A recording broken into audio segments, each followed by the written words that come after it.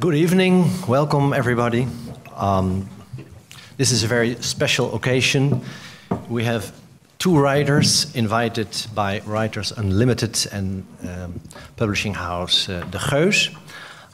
We have two writers who are, I think, very different in a lot of ways, and we will see what they have in common during this meeting. I will introduce briefly the two authors that are our guests tonight, and we'll talk about maybe an hour, and then the audience will pose all the questions they want to Herman Koch and Javier Cercas. Herman Koch was introduced, I think, a year ago or 2 years ago when the English translation of Het Diner, The Dinner, was published in the United States. And I think it was in the New York Times that he was introduced as the Dutch author and misanthrope Herman Koch, as if that is a profession. Well, I don't think I have to introduce Herman Koch. He's very well known, one of the most well-known writers in Holland, and he is getting quite famous in the whole world, in fact. And I'm very glad and honored to introduce Javier Cercas, who, without a doubt, is one of the greatest Spanish authors of our times. It's the first time he's here in Holland, that is to say, to promote his books. He knows Amsterdam very well, as he told me, but he's never been in The Hague, so this is the first time he's here. And he is here on the occasion of the publication of the Dutch translation of a novel that was published 2 or 3 years ago, Las Leyes de la Frontera, which in Dutch is called Outlaws. And we'll talk about this novel later. He just published a new novel in Spain. El Impostor se llama. It's called El Impostor. But we'll talk mostly about Las Leyes de la Frontera, Outlaws. I started saying that there are a lot of differences. For example, that Javier Cercas works on, well, you could say, historical themes. His novels are very much rooted in certain historical events, as is the Spanish Civil War in Soldados de Salamina, which was a very huge success in Spain and also in other countries. I think it has sold about 1 million copies only in Spain, and it really triggered the Memoria Histórica discussion in Spain. Another book, some call it a novel, it's Anatomía de un Instante, which also has been translated into Dutch. Anatomie van een ogenblik, of Anatomie van een moment, which is a book about the 23F, the military putsch in 1981, the novel we're discussing here tonight is well, one could say, I think that Javier said that in one of his interviews, that is the flip side of the transition. The theme of this book. We'll ask Javier later on about more about this novel. What do the two have in common? Well, first of all, they both became very famous, and I don't think that neither of them expected it to be that big in the world. Soldados de Salamina was a huge success, as I said. It's his third novel, and Herman Koch became very famous with The Dinner in not only in Holland. It was his big break, but also in other countries. To begin with, the United States, where it was in the top 10 of the bestseller lists of the New York Times. Maybe not all of you are acquainted with the Spanish connection of Herman Koch. He is married to Amalia, who is from Extremadura, just as Javier Cercas, but they both have lived or live in Catalonia. Herman Koch wrote a novel, Eten met Emma, that has much to do with Catalonia and Barcelona. And maybe not all of you are acquainted with the fact that the dinner, that the beginning of the dinner is a terrible incident in Catalonia, and that this incident with these boys who molested the poor woman in the city when she was sleeping in this, how do you say that in English, the pinautomaat? Yeah, cash machine? Cash machine, yeah. ATM, I think it's called ATM, in the United States. Yeah. There is a Dutch connection, a fictional Dutch connection in this novel, because the protagonist, the main character, Ignacio Cañas, when he's just he's in a very bad situation, and then he goes to Cartagena in Colombia, and there he meets a Dutch woman, divorced, and he spends some time with her. So that's the Dutch connection in this novel of Javier Cercas. Well, the first evident question, of course, is if you met before this evening. I mean. Yes. Yeah, we did. We met for 2 minutes. Yeah. No, 1.5. Huh? 1.5 minutes in a television studio in Buenos Aires. Wow! Yeah. And we were there both for a festival, and we just talked for 1.5 minutes. Okay. So we're intimate. We're very intimate, and then afterwards a correspondence of which will be published next year. Exactly. Big volume. Yes. And have you read each other's novels, each other's works? Do you know Herman Koch's novels? Let me tell you one tiny story before. The first time Roman Jakobson, the great Russian linguistics, went to Harvard, he was welcomed by the president of the university, who told him, Mr. Jakobson, somebody told me that you speak 14 languages. And Jakobson said, yeah, it's true, but I speak all of them in Russian. So I don't speak Dutch, not even in Russian, not even in Spanish, but I speak English and Spanish. Okay. Okay, so excuse me. No, I haven't read. There are 2 novels translated into Spanish, yeah. But I haven't read them. I'm going to do that, for sure. Yeah, we'll. Next week or something like that.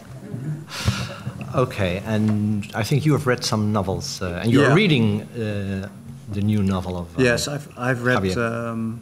I've read Soldados de Salamina, Soldaten van Salamina, when it appeared, and afterwards I read also the 2 small novels Javier published before that. I think it's called The Inquilino. Really? Yeah, I did. Yeah. Wow.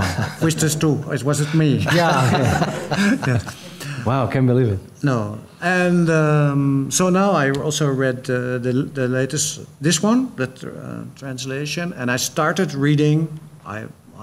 The last one was published, I think, 2 weeks ago. 2 weeks ago, yeah. Of course, also because I knew that this night was coming, but I thought, well, I just read a few pages of his latest book. But I must say I couldn't stop, so I'm finishing it now. Okay, thank you. Well, just to get to know each other a little bit more, I would like to confront you with a few quotations. And the first one is of Javier. It's in the latest novel, in this novel, in Outlaws. One of the characters says, one doesn't write the books one wants to write, but the books one is able to write or the books one comes across with. Do you agree with this this quotation of this quote of your character?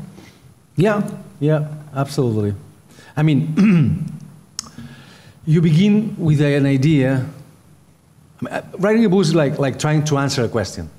So there's a reality or something that makes you a question, and then you try to answer that question. Of course, the book is not the answer to that question, because books are forbidden to answer questions, at least in a very clear and unequivocal way. The book is the formulation of this question in the most complex possible way. That's the book. And yeah, you begin with a question, and then you think that you're going to write in this way or that way, but the dynamics of the book leads you to one place or to another place. For instance, in this case, and the book itself reflects this sort of movement, right?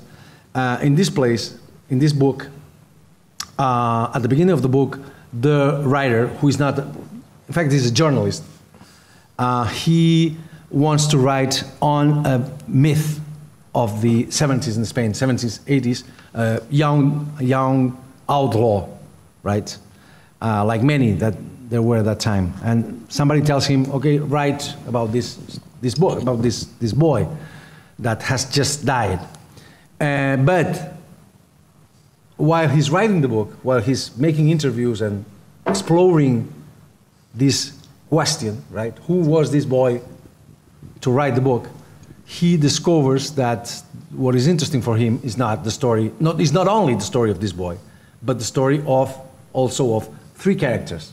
The relationships between these three characters. And that's always like this. I mean, I don't know, my most famous, let's say, book, Soldiers of Salamis, the narrator begins with the idea of writing about a fascist who has been saved by a Republican soldier at the end of the Civil War, etc.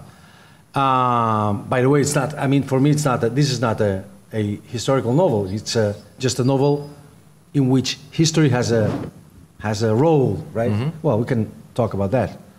But at the end of the book, he writes another book, completely different.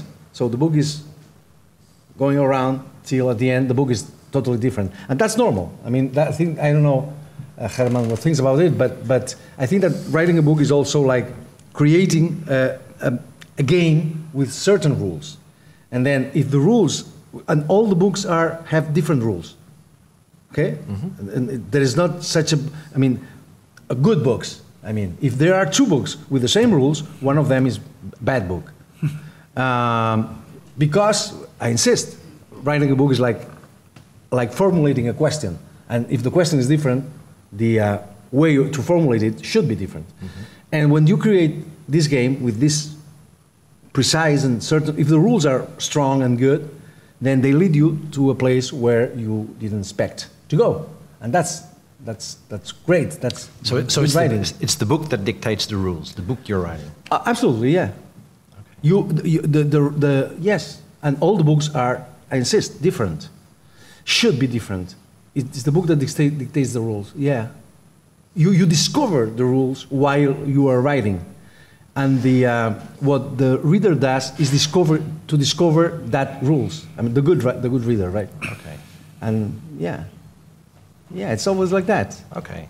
I mean, Cervantes didn't expect Don Quixote to be like that, like it is right now, especially in the second part, where Don Quixote, he wants to, at the beginning of his incredibly good book, to destroy this man that is crazy, that becomes crazy, reading books, and he wants him to be ridiculous and stupid, and he wants to, and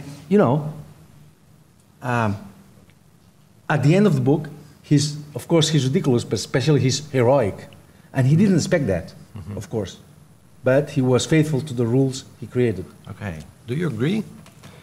Oh yeah, completely. The thing is, I don't like it. Yeah. Oh yes, I think that the interesting thing about a book you write is that you start with something, and at the end it turns out completely different, and this can start already with a character that you think this character might be so and so, but in the end of the book or in the middle he's completely different. You might not even. What happened to me sometimes is I didn't like the character that I thought in the beginning I would like, or even sometimes I wrote a book that I thought, well, I wouldn't know if I would read this book voluntarily. But it has turned out this book. I couldn't help it in a way, because then I would have interfered too much with the story. Okay. So what you're saying about, Don Quixote in the end being heroic, sometimes somebody turns out to be an asshole in the end of the book. And you didn't want him to be that way, or he loses, he's a loser, while you thought he was a winner, or something like that. Okay. I think it's always the best thing is, it can even happen, I think, with a short story.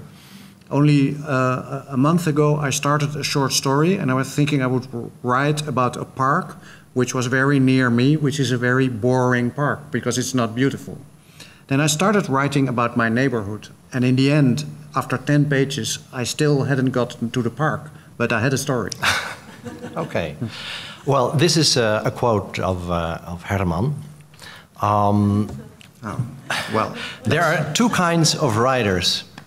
There are writers who have to travel and to see all the things they want to include in their novels to be able to write them. And there are writers who prefer to stay at home and are perfectly able to write a novel just staying home. Would you agree? I think it's a character of your last novel who says that. I think it's Mr. M. Okay, who's saying that. Do you agree? Or what kind of writer if you agree, what kind of writer are you? Well, I think I meant, and of course it's a character. It's an 80-year-old writer who says this in the book, and he's the kind of writer who does this. When he goes on vacation, he always goes to the same hotel on the same island, and he goes to dine in the same restaurant. And I can also understand that very well. But in my case, it's so that I, for example, would never go to Alaska, because in my head I was thinking, now I want to write a book in Alaska. I would maybe, if I had been to Alaska when I was 15 years old, maybe then 40 years afterwards I would write a book which was set in Alaska. But I would never like to research consciously. Okay. My research, I hope, is already done. Okay. When I start to write a book. Okay. And what about you? Your questions remind me one thing that said Chesterton, the English writer, who said there are two kinds of people. People who divide people in two kinds and the other one. Okay, no, I agree with Herman in the sense that yes, you don't go to Alaska to write a book. But if you are obsessed with something that happens in Alaska, I don't know why, you see, something in National Geographic, you see something there that that's very important for you. Yeah, of course. Sure. And then you go to Alaska to look for to invent and to create a book, knowing what you're talking about. Yeah, and you do that, right? But I don't know you, Herman, but I think that we writers don't choose our subjects. It's the subjects that choose us. Yes. You agree with that? Because people completely, yeah. Okay, great. Because people, when I say that, there's some people that say, "Oh, this is like I don't know, ovnis." No, well, like strange things, or like, and it's very normal. You have certain experience, and there are some things that are important for you, that appeal to you, that means something. You don't know exactly what is so appealing for you, but it appeals to you. It's like, I always compare the writers with, I don't know the word in English, speleólogos. Yes. What's in English? In English? Well, do you know these people that... Speleologen. Godonderzoekers. These people that go with his lantern and then investigate a cave. There's a cave, obscurity, and this one, and then you go there. You see that cave, which is scary, and there's obscurity and everything. Yes.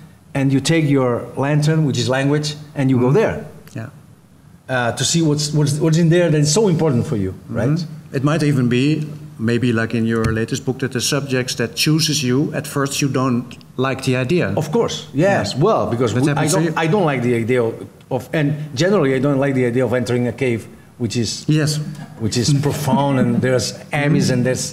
Yeah. But I think that we as writers, I mean, as a person, I'm reasonably covered. I mean, normal. But as a writer, you cannot be. No. It's like a bullfighter, a covered bullfighter. It's not possible. It's a oxymoron, right? No, you cannot. You should go there and to see what happens. And that's why. Do you agree with that? I mean, there's something. I mean, somebody tell you a story. Somebody. There's something in there that is important, and you discover what was so important. Yes. While you are writing the book, isn't it? And in the beginning, you might not even know what story is there, but you know by intuition that it's your story. Exactly. At the moment it has picked you to write it. Exactly. Yeah. Okay, another quote of Javier. Let's see what happens. This is like every literary deed is also a political deed, and this is a quote from one of your articles. So this is you. Every political deed. Yeah, Fact. Cada acto literario. Well, yeah. In the sense, well, if it's really if it's good literature, it is. I mean, all good literature is political in the sense that concerns the police, concerns all of us. I mean, there's not such a thing as a literature that is not. Okay, let's put it that way. That's something that is very important for me, because I was, you too, Herman, I guess. We as a young boy, when I wanted to be a writer, for me the worst thing in the world was the engagé literature. I don't know how you say that in Come from. How do you say? Literatuur met engagement. Engageerde literatuur, yeah. Jean-Paul Sartre, all of these kind of things. For me was nothing. I hated that. You know, it was an excuse to write badly.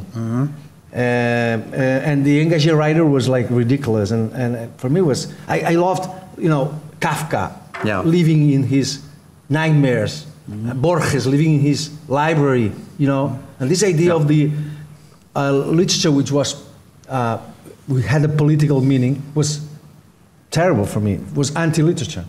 Okay, and I remember that when I published, well, you know, this is like a real parallel with you. Till my fourth book, Soldiers of Salamis, I only was read by my mother and my family and things like that. I was okay. Yes. Yeah. No, it was perfect. I mean, no, I was as well. But then my mother died, and I got seriously worried. Still living. My mother's still living, and that's why. And they were very good writers. My mother, for instance, thought that between Cervantes and myself there was an enormous void. You know, what happened in literature in the world? Okay. Anyway, and well, I published this book, and a writer that I admired a lot since I was a young man, which was Mario Vargas Llosa. Wrote an article. I didn't know him personally, but he wrote an article about this book that changed my life, in fact, because the book became a big success and things like that. And what he wrote was, if you think that engaged literature engagée is that, you should read Javier Cercas and this book. Okay. Yeah. I said, wow, shit, man, you killed me. Yeah. And I met him. And he told me, the first day we met in Madrid, he said, thank you very much for your article, but if you say this to me in the street, I'm going to kill you, because I don't like that. And he, of course, he said, and I asked him, well, what do you mean by engagé literature? And he told me, it's very easy. It's literature that is not like just entertainment, just a play that involves political life, moral life, etc. And in this sense, all good literature is engagé literature. Because literature that is only, you know, to entertain, okay, it's okay, but why not the PlayStation? I mean, the literature is always something dangerous, something that involves you completely, even politically. Yeah. And Kafka was like that. And in this is Borges is a absolutely political writer. We read him very, very badly. And when Kafka says, a good book must hurt you, must be like an axe in the sea of ice we have in ourselves. Yeah. That's what he means. I mean, means that if a book cannot change you as a person in the moral sense, in the political sense, then it's not worth reading it. Yeah. And in this sense, I think that all real literary act is a political act. Because what finally, I'm sorry to say that, sounds like very solemn, and I hate solemnity, but what literature wants to do, what all great books want to do is to change the world, meaning to change the perception of the world we have. So that when we finish the book, we see the things in a different way. The revolution has taken place inside ourselves. I know that this is a big démodé, but I'm sorry. Okay, how about you? No, Herman? I think it's of course the big difference is it's funny that I had the same thing, that you don't never want to be identified with an engagement in literature, but when you write something and somebody from the outside is saying this about you, it's a completely different thing, because I'm sure that Sartre and many others did it consciously. They thought they started from the beginning, we are going to change the world, but the books you write, you hope maybe that they will change it's more important that they change the perception, right? And the perception cannot sometimes not even be in the whole book. It can be in just one paragraph, that you change the perception of somebody saying this. That's always when I receive nice compliments, it's always people who tell me they read something in a book of mine and they said, I will never look the same at this again. I will never. And they're not talking about the whole book. They're just talking about a chapter or about a page. That's changing the world. Yeah. That's changing the perception of the world of the reader. That's right. the only way you can change the world. Yes. In a literary terms. In the details. Yeah. And sometimes in the whole book. So in that way, unwillingly, we are writing engaged novels. Okay. Yeah. We resist to write them, but in the end we do. You do. We should make something to renew the concept. Yes. To change the world. Yes. The word. To change the concept. But that's the idea. I mean. And there's not even a name for it today, because it's true. There's a big distinction between entertainment novels and then avant-garde novels, which obviously sometimes they're not are like that, because what you're talking about is interesting. What you said before about sometimes innovative writers repeat their trick like 2 or 3 times in a row. Yeah. And that's not really innovative, because the innovative thing is that every book is a new experiment and you don't know where it will end, right? That's what you also meant, I think. Okay. So. Here's one from you, Herman. Yes, well, let's see what he comes up with now. This is a very tricky one, I think. This is a tricky one. People who evolve in the course of their lifetime are a rarity. In fact, we always stay the same. So this is kind of a contradiction. Yeah, but this is more, I think it also comes from this book, right? Yeah. Okay. And this is really, I must hide behind the character, a character of a writer in this book who says this, because he wants to protest against also the preconcept thing of a novel that exists already for more than a century or for some centuries, that what we want is a character at the beginning, when we only talk about characters, who goes through some kind of evolution, and then at the end he comes to an insight. And then he only by a little bit rebelling against this very topical cliche-like option, I made this writer say, well, this is not the true world, because mostly we are born mediocre and we'll die mediocre. That's what the majority of the people do. And there's no development. There's only development in maybe some character in a novel. So that's why I said it. Please, the next.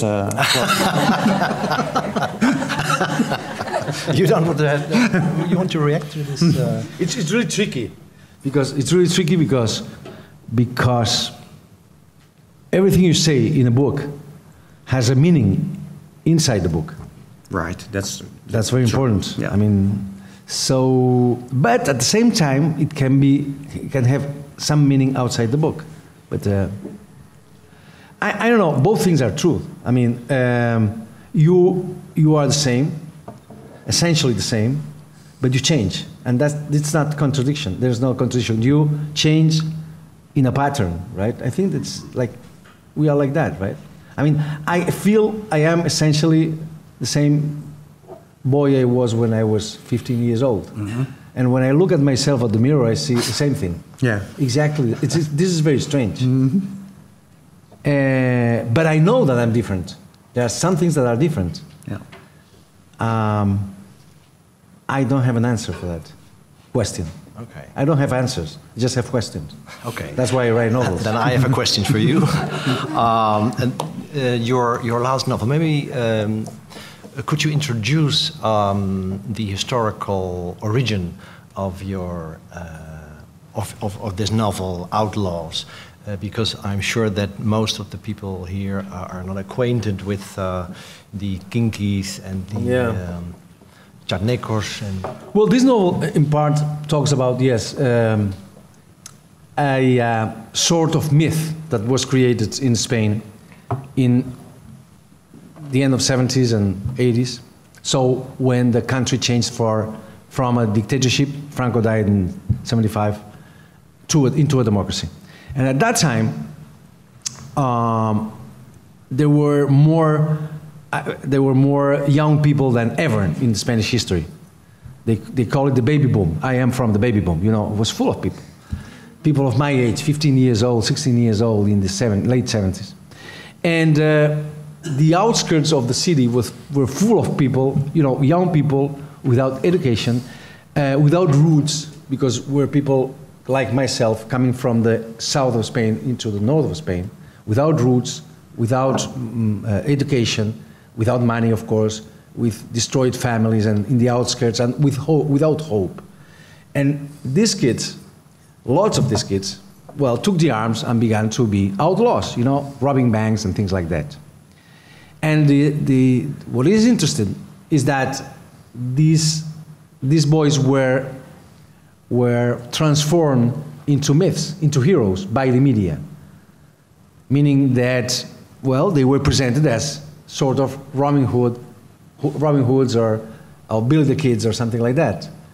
And there was, the media created a sort of subculture around them, meaning that there were films, lots of films, very successful films on these boys. There were, you know, music, of course the newspapers and the radio was full of stories and full of these people. By the way, the films were, the main characters in the films were the same, the real boys of the outskirts. Okay, so that was the context. This was very, very intense, extraordinarily intense, but at the same time very ephemeral. It was like less than 10 years. Why? Because most of these young boys died really young, mm-hmm. before they were 25 years old, something like that, because of the violence, because of especially heroin, which was terrible, was a real war.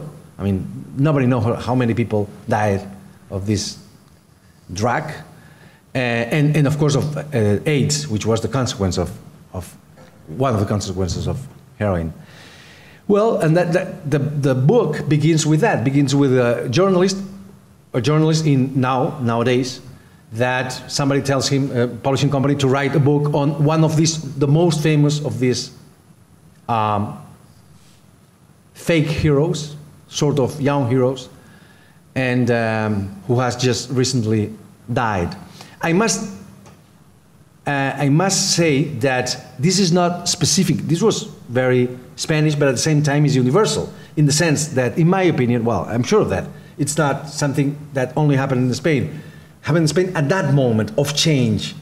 But it's an avatar, it's a sort of variation of a universal myth. Of the myth of the Billy the Kid, the adolescent that takes the arms and, you know, goes for looking for his life in a violent way. But you can see that, you know, in America in the second half of the 19th century, or you can see that in Colombia in the 80s with the sicarios, these guys who killed, you know, for money. Or you can see that right now in Mexico, with the narcos, right? And all the culture or subculture that has been created there.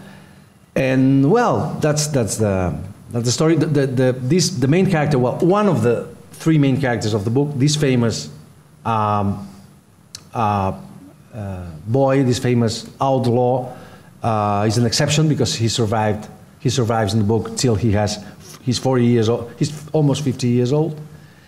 And for me, the book, finally, it's something that I didn't expect. Totally, when I began the book. For me, the book is in fact, it's a love story. That's what is the book. I didn't expect that. I must say that, but it is because there are two men in the book, and one woman. And finally, the woman is the most important character, in my opinion. The most the character that incarnates all the contradictions, moral contradictions, and keeps all the secrets and things like that. And the character that I love more. But in a sense, it's true. It's a sort of, I try to deconstruct this myth of the young, violent. I met these guys at that time, and they were not people from the extraterrestres, ETs. No, they were real. They were around. I could have been one of them. Yeah. Of course, because they were like me. But you knew them personally, or you were friends with some of them? Oh yes, they were everywhere. Living next door, or in my school. I went to, or living next door, or you found them, you know, in the street or in the how you say that, the place to these places, arcades, the arcades. Yeah. Of Gerona, of Gerona, of everywhere. I mean, they were everywhere, and I could have been one of them. That's the beginning of the book. Yeah. All the books, I don't know you, Herman, but I think all fictions are like that, are like sort of what if. What if, sort of what if, no? So, I mean, I don't know, Don Quixote, the best book in the world. One day Cervantes is saying, he's incredibly Spanish, but anyway, Cervantes was Spanish, I can't believe it. One day Cervantes, he's at home, he says, okay, what if instead of being, I haven't been in Lepanto, in the great battle of Lepanto, and being in Italy, and prisoner in Africa, and being a loser. He was a total loser. Instead of doing all that, I've spent my life in a awful village in La Mancha reading books about heroes. And that's the beginning of Del Quixote. What if, right? Yeah. So it's a hypothetical life. In sense, always a novel. In my case, it's the same. One day I wake up saying, what if instead of being, as I was a very coward or something, a very, very pedantic adolescent and very quiet and everything, instead of doing that, for some strange reason, one day I crossed the river, I crossed the frontier, and I went with one of these gangs of dangerous adolescents. What would have happened, right? And then you begin to imagine and to write, right? This what if scenario also is at the basis of geachte heer M, dear Mr. M. What if? No, I was just thinking when Javier was talking about this, to mention another example of an earlier novel of mine, which is called Odessa Star, which is now about 10 years ago. I had a bit of the same what if story. That in my school, when I was 16 years old, in my class, there was a man who we already all knew that if you wanted drugs, you should go to him. And we were all, the difference between him and us was that we were all dressed like hippies. We had long hairs and we had these Afghan coats with a lot of things and furs and artificial furs. and he was dressed in a black suit with a tie, like the gangsters in Reservoir Dogs. He looked like that in the 70s. And then afterwards, he became one of the biggest heads of the Dutch mafia, which is, I will name it because most people will know who he is. He was Klaas Bruinsma, and he was my classmate, and he was assassinated in 92 or 93 in front of the Hilton Hotel. So what I did was writing a novel. I was never his friend. I wrote a novel thinking what would happen if not a writer, but not a writer, well, maybe mediocre, but a normal person, after many years, when he's already 50, meets this old classmate and thinks, well, he's now a famous gangster. I make friends with him.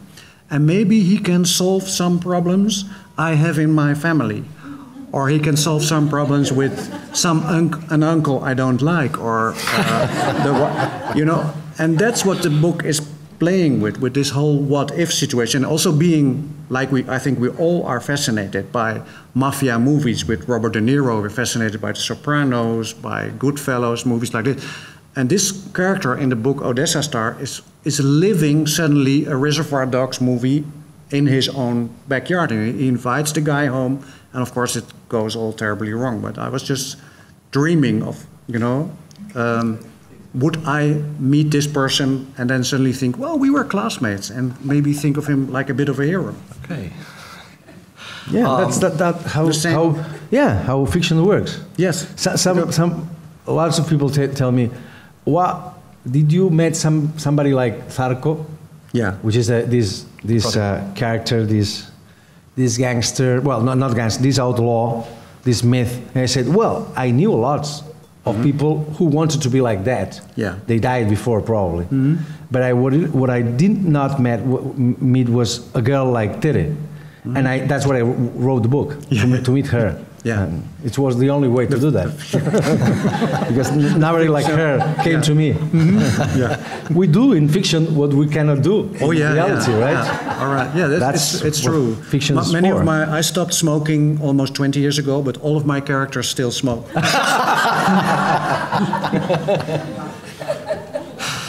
Okay, as I said in the introduction, the two of you have something in common, and that is international success. How is it to be read by a non-Spanish reader in your case and non-Dutch readers in your case? It's wonderful. Okay. It is. It is. Sometimes Boyd Tonkin is the literary editor of the Independent in England, and he told me one thing that made me think about this. He told me, maybe your books are better read, in a sense, better read outside Spain than in Spain. And I asked him why. And he told me, because your books because the subject, at least what I call the visible subject of the book. That's what I'm saying. All books have a visible subject and an invisible subject. That's for sure. Yeah. Apparently, this book talks about the myth of the 70s, but in fact, it's a love story. That's what you see inside. Or, I don't know, Soldiers of Salamis is a book apparently about the Civil War, but it's not. It's about our relationship with the dead people and with heroes, etc. Okay, and he says, he told me, your books are the visible subject is so Spanish that it's too much. The subject is so strong that the complexities, the ambiguities of the book are lost for the Spanish readers. And I think that he was very intelligent. I don't know with you, but I talk about these big devils of Spanish history. I insist on that, I don't speak about the past. I hate historical novels. I don't understand what the hell is a historical novel. I'm not interested in talking about the Romans or things like that. I talk about the past because it's present. I think we live in a sort of a present dictatorship of the present. In the sense, that's the side effect of the media, of the power, enormous power of the media. People thinking that past is something that it's not, has nothing to do with us. That is, you know, here in the libraries and in the archives and things like that. But this is totally wrong. I mean, past is a dimension of the present. Without past, it's part of the present. Without the past, it's impossible, especially the recent past, the past of which we have memory. Without that, you can't understand the present, because it is a part. As Faulkner said, past never passes. It's not even past. No, it's present. So these books are about the relationship between past and present. I mean, the relationship we have with the Civil War, or the relationship we have with the transition in the case of The Anatomy of a Moment, or with this book, or etc., or with the whole century in my last book, The Imposter. But these subjects are so strong that, and I remembered something that Milan Kundera says about a forgotten novelist today that was very important at the beginning of the century, which is a French writer called Anatole France. Oui. He was like, he's the model of Bergotte in La Recherche, in the first book. Yeah. So he was the most important writer of the moment. Now it's nothing. Anyway, Kundera says he's very good, and he talks about the book by Anatole France on the French Revolution. And he says, this book has been really badly read in France. Why? Because for French people, it's so important, the French Revolution, that they want to know if for him Robespierre is good or is bad. If Danton is good or is bad. If he's for the French Revolution or against the French Revolution. And this is this is a wrong way to read the novel, because novels don't say black or white, don't say this is good or this is bad. The core of the novel is ambiguity. The core of the novel is a truth that is not clear, unequivocal, like the truth of history or the truth of journalism. Is a complex truth, is an ambiguous truth, is a it's essentially ironic truth in the sense that it's contradictory. Yeah, and then you, sorry, and then you lose that, which is the center of the novel. You lose that if you want to know if Sanchez Mazas is good or is bad, in the case of Soldiers of Salamis, or if you want to decide if this is not a novel, then you lose. And then people with my books in Spain want to know if I'm with the Republicans, or I understand the fascists, if I'm for the transition from democracy or dictatorship with Adolfo Suarez, which was the president and is the main character of the book. And that's my impression. And of course, Kundera was talking about himself, because when people read his best books, which were books about Czechoslovakia, things like that, they wanted to know if he was against Havel or against the party people, and this is not the way to read the novel. This is not the wisdom that novel wants to convey. And that's very important. Don't you think so? Yeah. Oh, really? Yeah. Sure. Yeah. We were talking about that before. No, particularly some people want to know if a writer takes sides, And I think that the good thing is when people leave a novel, they finished it, and they think, what do I think? What should I think about this character or this person? And they're not forced to think something, or they're not forced to think this is really a bad character. I always take care when I make when in a book there's a politician, to not make it a caricature of a politician, to not make it a Berlusconi, to make it somebody who's human, who's more human or is just as human as we all are, and not just think, oh well, a politician like they all are. They are all corrupt and they're all bad people. I can make him a bad father in his family, but I don't make him a ridiculous politician. So, in fact, there are no bad guys in your novels. Well, there are. I mean, but people is complex. And, I mean, real people is complex. It's not one thing or the other. That's what Cervantes showed us. That's the main instrument of the novel. meaning irony. That's irony. That's the revolution, a total revolution who made, again, Cervantes, and who changed modernity. And what is irony? Is this. Don Quixote is totally ridiculous, a totally comic, ridiculous character, but at the same time he's a hero. That's irony. Don Quixote is totally crazy, but totally crazy. He should be in a, in a sanatorium, in a mental, in a mental institution. But at the same time, he's the wisest man in the world. That's irony. So people, this is the antidote against fanatism, and that's what Cervantes gave us, which is irony, and he showed us that reality, that life, especially moral life, is complex. That we are complex. That can be that Raskolnikov, of course, is an assassin, but at the same time, you feel with him. Yeah. You feel compassion for this man, and he's not only an assassin; he's more than that. That's what makes that's the main instrument of the novel. So, and this is very important. And this is what fanatics don't understand. That's why they don't like novels in general. That's what they don't like novels. Or they want to... Yeah, and totalitarian states, they normally have banned the novel. Yes. Or they have been very, very careful with the novel. Because they know that novel shows that reality is complex. That it's not one way. Yeah. It's one way, another way, and other ways. And that's the core of the thing. So... Well, before we invite you to write a fragment of your books, Herman, what really struck me of the reception of your book in the United States, that some critics, were almost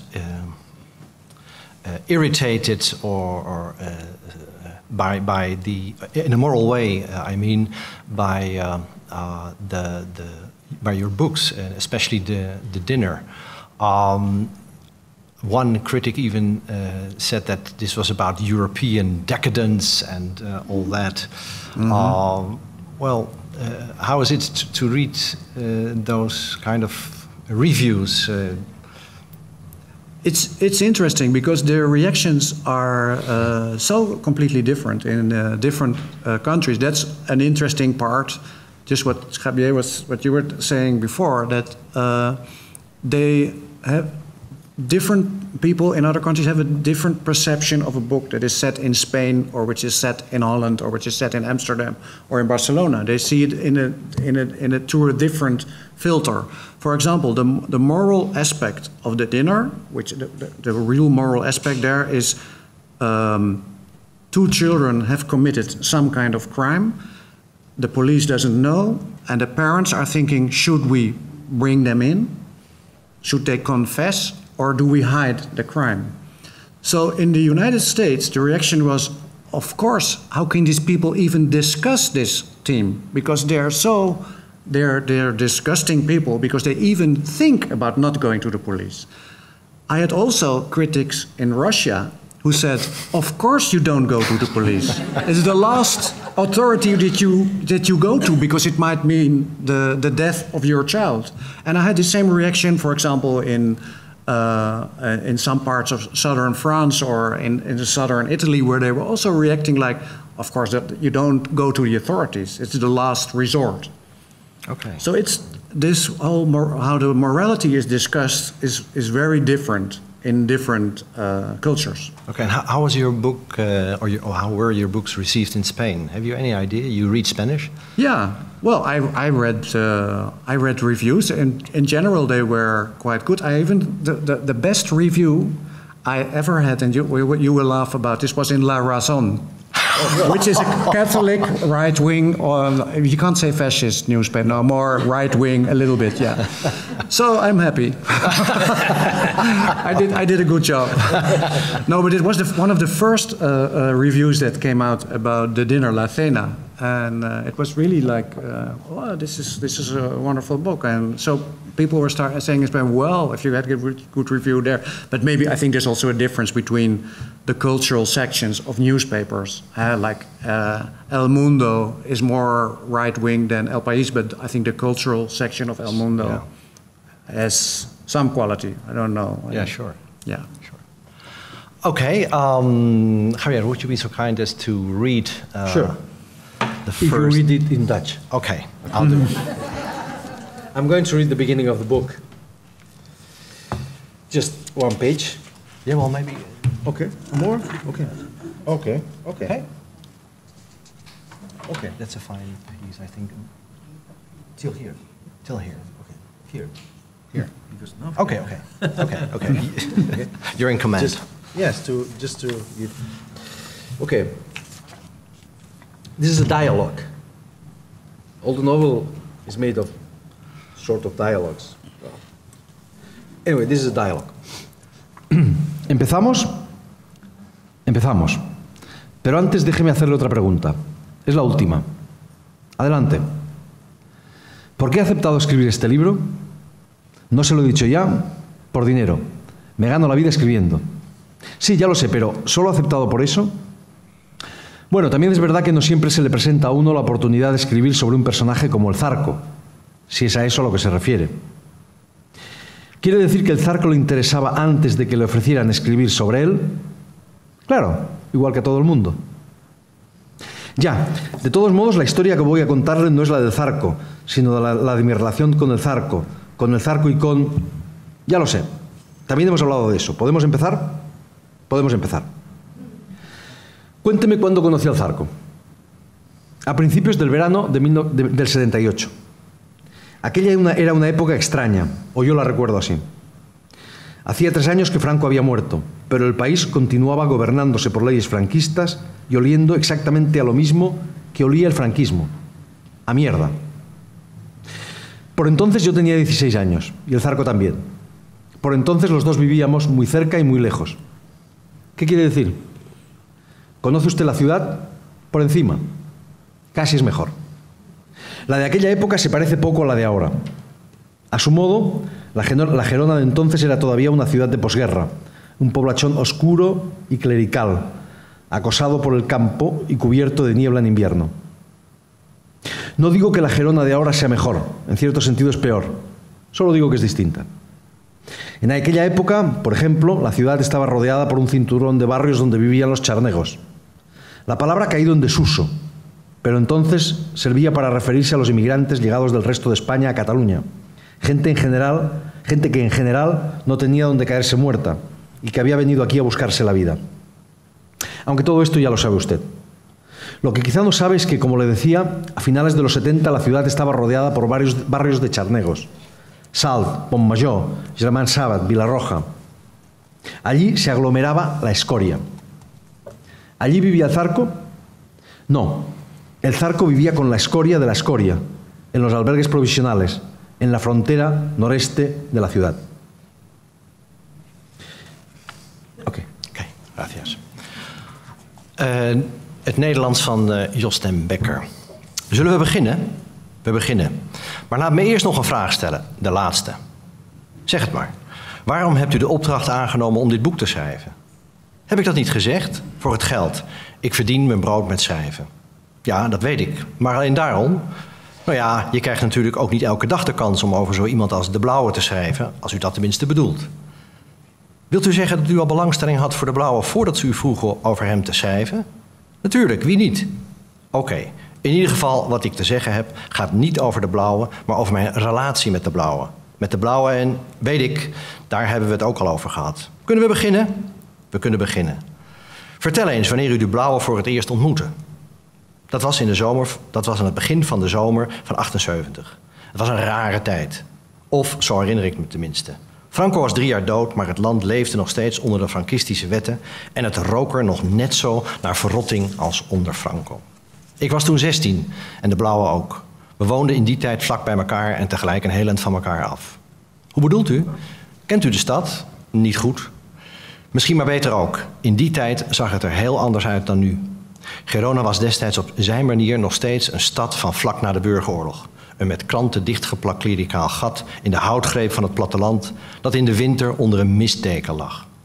Ik zeg niet dat het er nu beter is. In zekere zin is het er slechter. Ik zeg alleen maar dat het anders is. In die tijd had je bijvoorbeeld om de hele stad een ring van wijken waar de Tjarnegos woonden.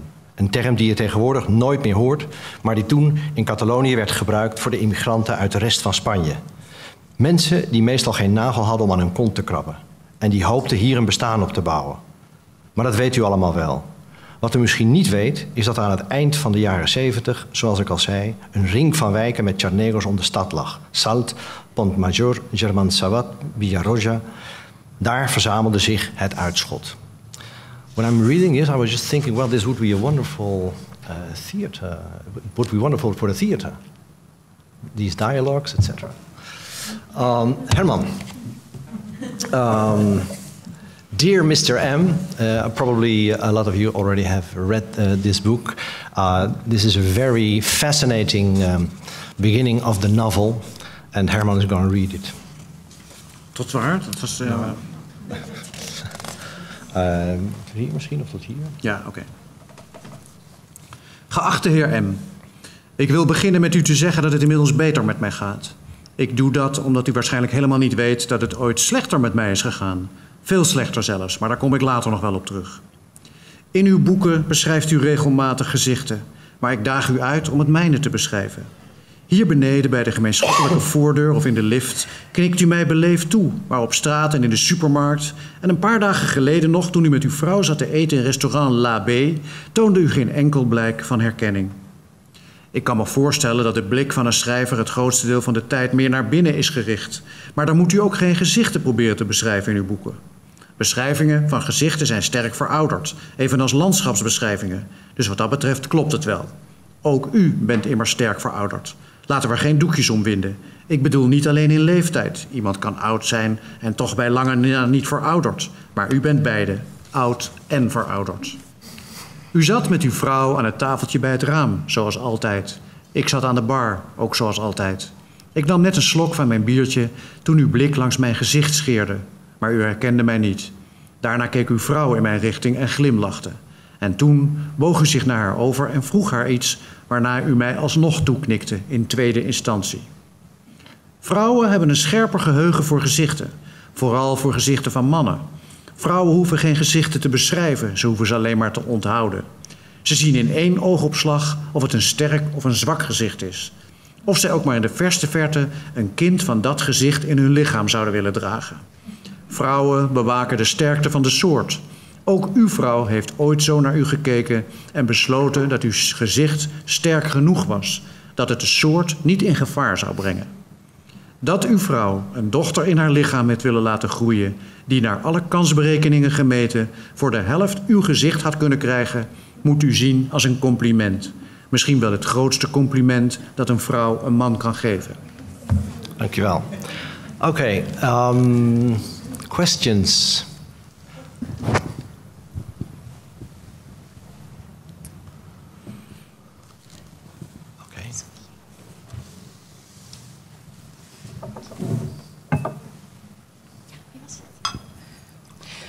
I have a question for Javier. Does the writing the novels help you also to understand history and the world around you better? I hope so, yeah. Do the novels teach you about the world? That's my question. I don't know. The answer to that question is in the books. It's in the books, right? I don't know. I think that I think that I learn, to understand myself, to understand my country, to understand how people work. I think I'm less stupid when I finish a book. But I'm not sure.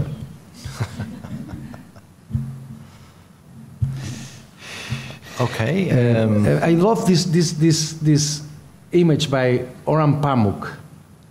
He says that writing a novel is like opening a well with a needle. It's like that, and then you don't know what you're going to find. And sometimes it's not beautiful, but it teaches something about yourself and about everything. This teaching must not be explicit. And you don't want to teach when you write. But you learn something. I don't know, it's kind of mysterious. Okay, there was another question. Well, as a matter of fact, I have two questions. You said about the book Outlaws that when you start a book, there's always a question. And you also said that the question in this case was, what if? And then you said you always get different answers from what you expected. In what way were the answers different from what you expected in Outlaws? And also what, because you said there's also a wisdom in the book, what's the wisdom in the book Outlaws for you, personally, I mean? I mean, the reader, of course, can draw his own conclusions. But what is your personal wisdom, and in what way were the answers to the questions different from what you expected at the beginning of the book? Okay. That's a very difficult question again. Okay, but I'm going to answer this way. I'm not sure to answer your question, but in my opinion, all good novels have, yes, a question at the beginning or at the core of the novel. All my novels and all the novels I love. And the whole book is a quest to answer that question. And at the end of the book, what is the answer? The answer is the quest for an answer.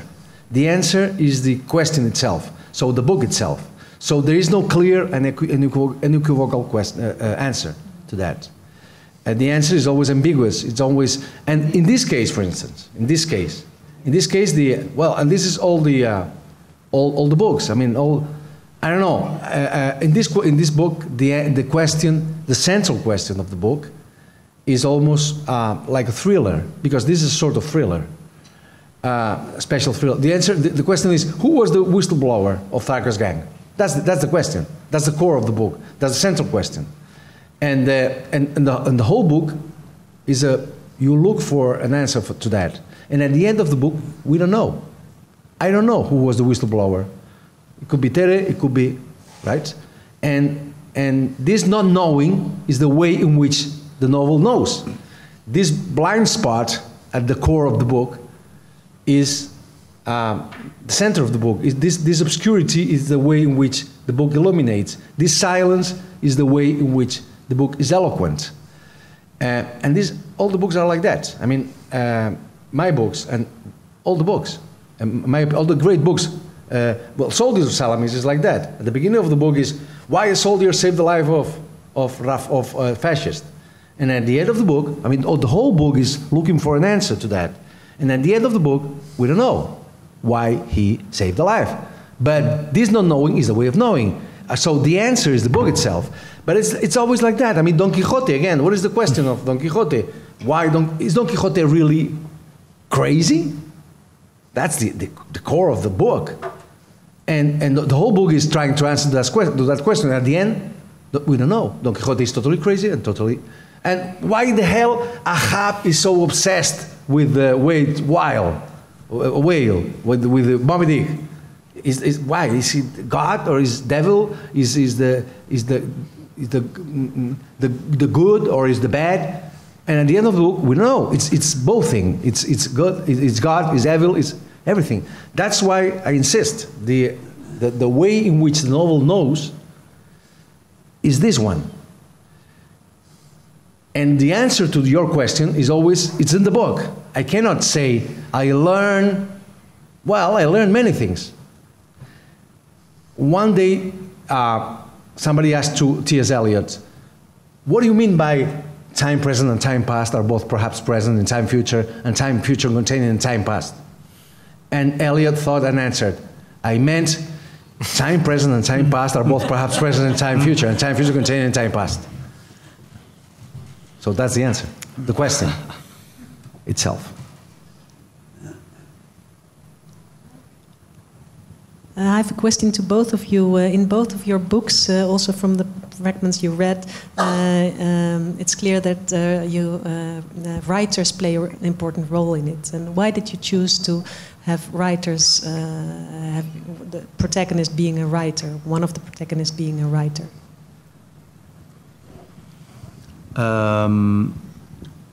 Well, because I am in this particular book, I thought it's a world I know well. So why not write a book also which takes place in this world, which I know quite well? And of course, this whole book is about what you can use in a book that is factual and what is fiction. This is maybe really, if there's a question to this book, is what can you use? Can you do you have to violate real facts to make a book a better book? And the answer might be yes, but for other people it might be no. So that's why I think I put a writer in it who is about more than 20 years older than I am, and maybe when I'm 20 years older now, I might think almost like him. But so it's also a what-if situation. And in the dinner, they told me that at the end, the reader doesn't know if the parents are going to. Yeah, okay. It's like an open ending. They leave it. That's a blind spot again. Yeah. Right. I also remember this when we were talking about this. There's one interview I remember with Alfred Hitchcock, who said, "What you have to do in the beginning of a movie, that you focus the camera on a coin that's lying on the table, and then the people watching the movie think, we have to think about this coin, but the coin never comes back." Yeah. It's just the idea. Yeah. That's a MacGuffin. Yeah. What we call a MacGuffin. Yeah. Yeah. Mm-hmm. Apparently, the book is right. MacGuffin is something, well, like in Psychosis. Well, the title in yeah, Psycho. Psycho. In Psycho, at the beginning of the Psycho of the movie, apparently the movie goes about it's about a woman that steals something from an office, the place where she works. Mm-hmm. But this is not important. No. Then the movie moves to Anthony Perkins and his mother and all this, right? Yeah. So most of books are like that. I mean, apparently these books, my book, this one, talks about the Tharko, but in fact talks about another thing. And somebody can ask why ambiguity is so important.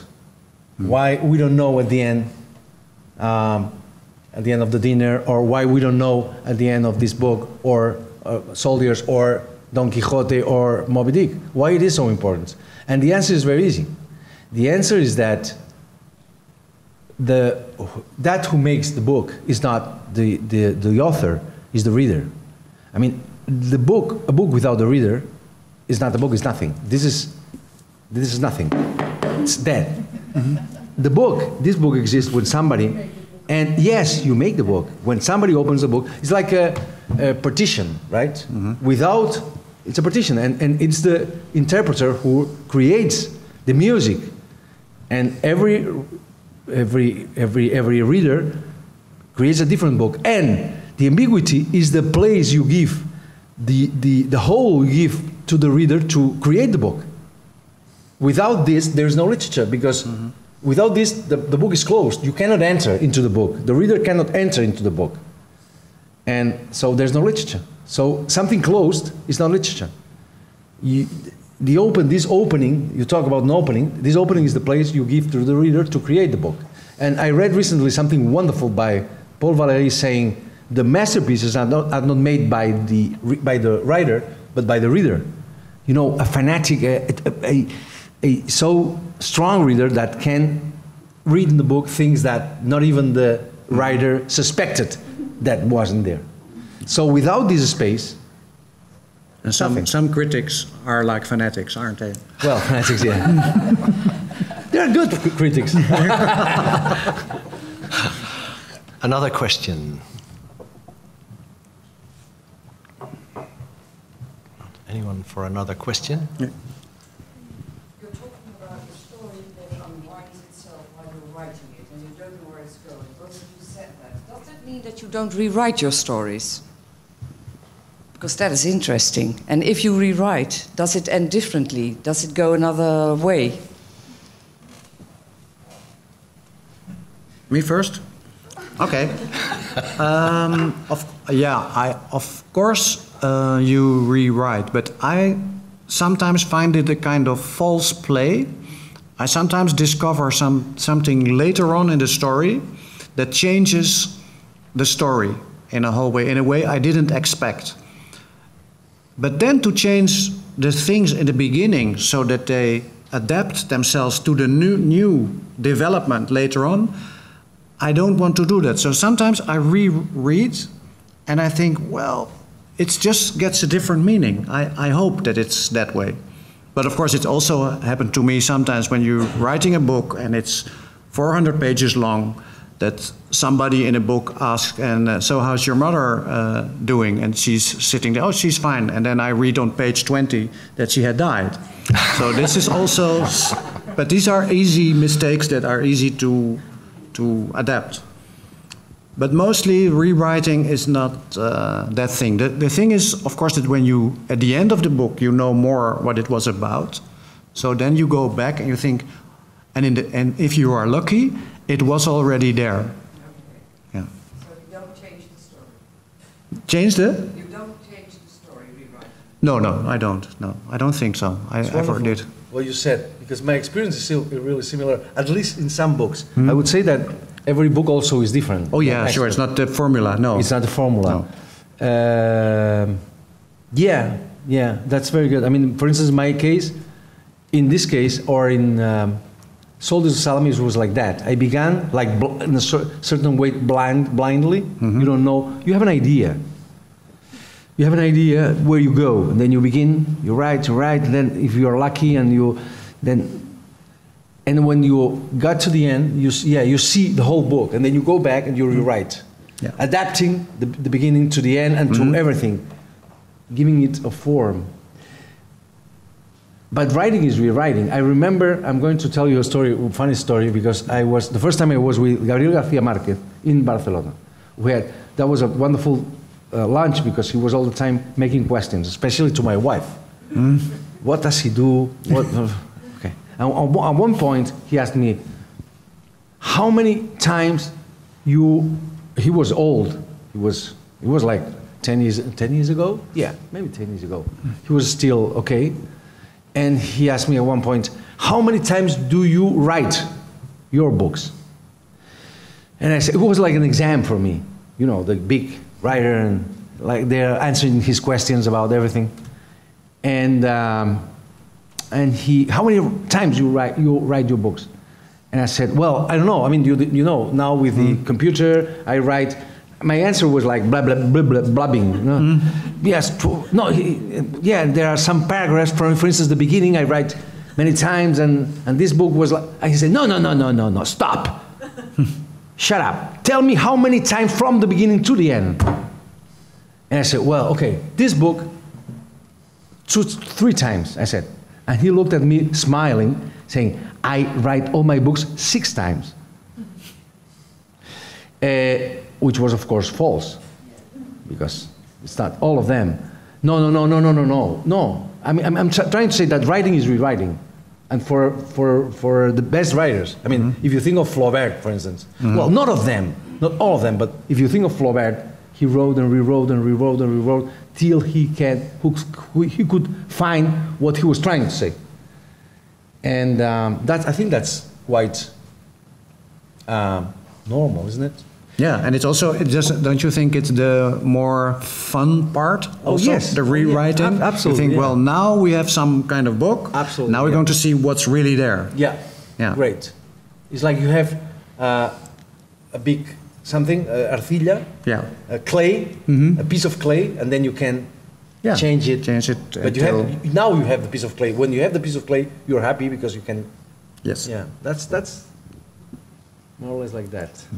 But every book is different, isn't it? Oh yeah, sometimes you can write a book maybe in one go, and it's better to almost leave it like crude oil or something. You just put it on think, well, I should. There's also a danger in sometimes going too much over a book. You must know when to stop. Yeah. And when I began to write, for instance, I didn't have a that's very strange, I think. When my first books are even soldiers, I wrote them without the plan, previous plan. No plan. I have an idea, soldiers, for instance, a soldier that doesn't want to kill a fascist, and then let's see what happens. And then it's like going blindly through this cave, really. And then when you arrive at the end, you rewrite. But now I'm getting old, and then I need a plan.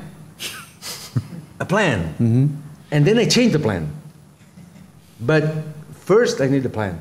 And I don't know, that's almost the contrary. I said that to a friend of mine, very intelligent woman, and she told me, that's because you want to do more difficult things. And then you need this, I don't know. Yeah, you know, intuition is not enough. You need something to, to grasp into, right? I don't know. Is that your case? Well, I think maybe it's a good, it's a good advice to make a plan, but I'm not very capable of making a plan. So every book I write without a plan, and even as I'm getting older, I notice more and more that I reread in the morning what I had written the day before, and sometimes I can't even remember what I had written the day before, so it looks almost like fresh and new, and then I read it and say, well, this is not too bad. But even sometimes it doesn't look like me, and so I'm writing less and less with a plan, but maybe until somebody tells me you should write with a plan, because now you're completely lost, you know. But I feel fine without a plan. But I understand what you mean, but needing more of a plan. With this last book, it was a structure with 5 different narrators, so I had to do something to not lose the way in the book, but not beforehand. I did it during the writing of the book. I made lists of, you know, not making mistakes that somebody had died or something happened that couldn't happen. Okay. Maybe one last question. Yes.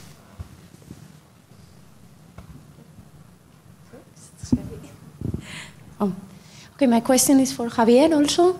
I have 2 questions. First is, the use of a non-fiction scenario for your fiction. Why this event? Why this Sanchez Mazas? You had a personal interest on this case, or you just were looking for a case, and I don't know. Maybe you can explain. The answer, okay. The answer is easy. That answer is easy. It's simply, this story chose me again. The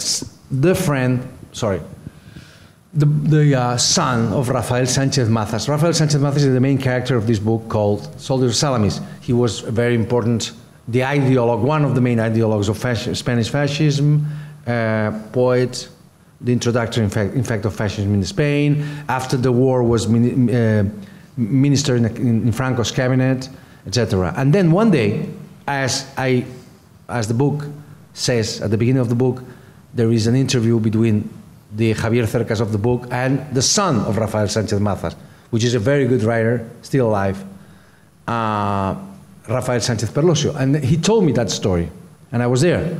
And the story was wonderful. He escaped, Rafael Sanchez Mazas escaped the firing squad they were, at the end of the Civil War, 50 fascists were killed, or 48 were killed, and 2 escaped. One of them was Sanchez Mazas close to the French border, and then the Republicans looked for these 2 guys that had escaped the firing squad.